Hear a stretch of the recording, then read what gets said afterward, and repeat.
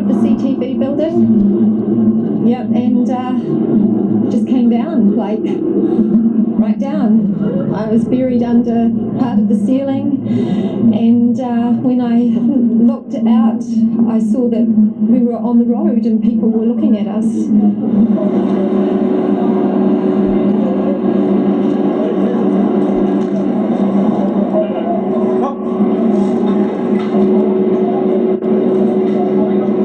And I could feel it collapsing underneath. So we are on the first floor, it was collapsing, and then it opened to the side, actually, and that was the moment when I thought, we are probably safe, because I could feel some air coming in, and then looked down, and we were, as Liz said, we were on ground level. So the whole building had collapsed to ground level, and then there were helpers straight away from the street, people coming and helping us out.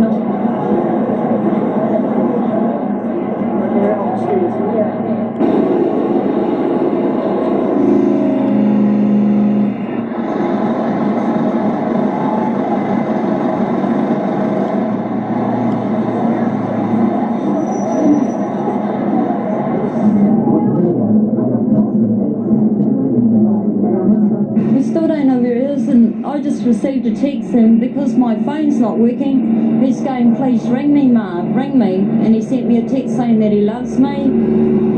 I didn't even give him a hug before I left the doctors.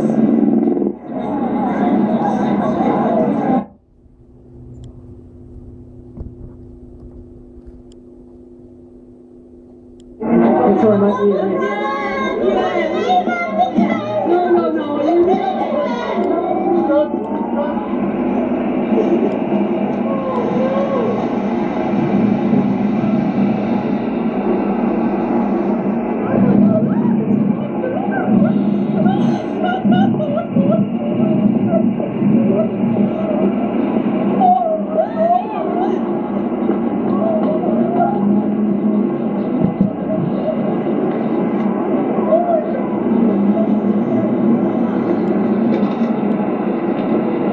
The provincial chamber's completely gone.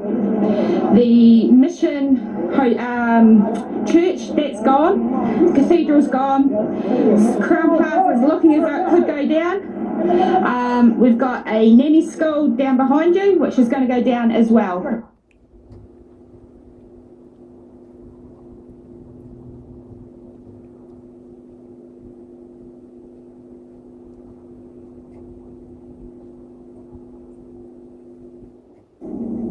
Some of the most poignant scenes of the New Zealand quake disaster, and New Zealand police have confirmed multiple fatalities after Christchurch was hit by that powerful earthquake.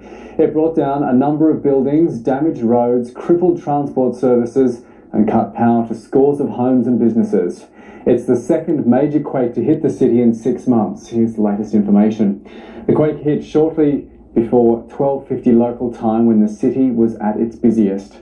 The US Geological Survey says the quake was 6.3 in magnitude. New Zealand Prime Minister John Key says at least 65 fatalities have been confirmed, and that figure is expected to climb. Emergency services have been stretched to the limit as they begin the widespread rescue and recovery operation. This afternoon, aftershocks have continued to rattle the city.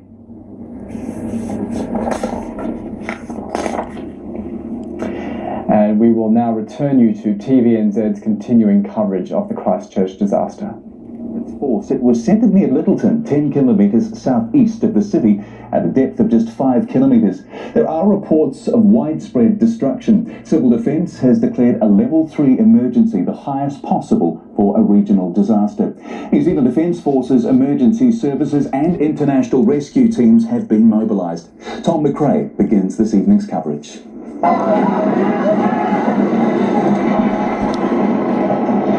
one moment, total, utter chaos. And for the second time, nowhere in Christchurch is safe. People take to the streets. This time, it's worse. They work frantically to free the trapped. Some emerging hurt, but alive. Others didn't make it. We started pulling bricks from there. It's about 20 minutes to get a few ton of bricks off there, and unfortunately the two people that were inside the building were deceased. From the window of this 17-storey building, rescuers take desperate measures to get workers out. A collapsed stairwell trapping staff inside. Absolutely frightening. It was by far and away the roughest ride we've ever had, and we're pretty good at bloody living through earthquakes. The fire service says some won't make it out until tomorrow. At the heart of the city, the 110-year-old cathedral, damaged in the last quake, is now in ruins. Christchurch is enveloped in dust. And fire becomes the next threat. The air is quickly filled with choppers. Buildings cut in half, twisted, completely reduced to rubble. No part of the central city is spared. Pouring out of offices, taking what they can, hundreds gather on open ground. Welcome company, but the shaking has taken its toll. Makeshift hospitals are quickly set up to deal with the onslaught of injured, while officials scramble to demolish damaged buildings, anxious to avoid further tragedy. Huge cracks now scatter the city, and swirling pools of mud rise up, the weird effects of liquefaction. The floor's trembling. Outer Christchurch hasn't escaped. In Sumner, the RSA is levelled. It's not clear whether anyone was inside. Christchurch tonight is a city destroyed. Its people are in shock, turning to each other in the dust and ashes. Well, as we mentioned earlier, Christchurch Airport is closed today. To see what that means further afield and here in Auckland, I'm joined now live by Amy Kelly from Auckland Airport. Amy, what has been the knock-on effect?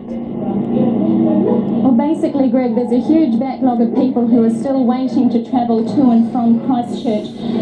The airport has been closed for some time as operations staff do an inspection of the tarmac, of the infrastructure, to make sure that it's absolutely safe.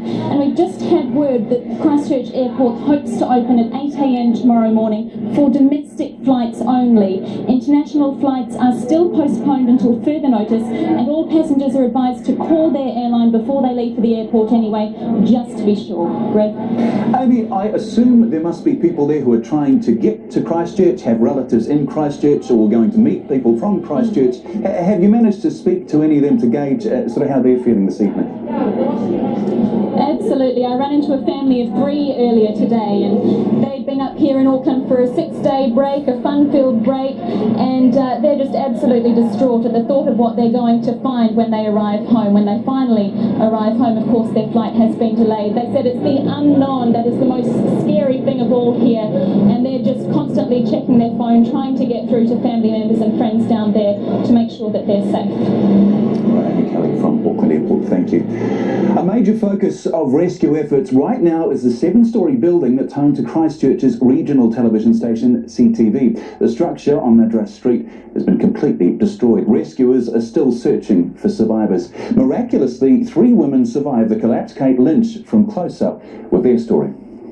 The channel that's done so much to help Canterbury heal was today the victim of its latest quake.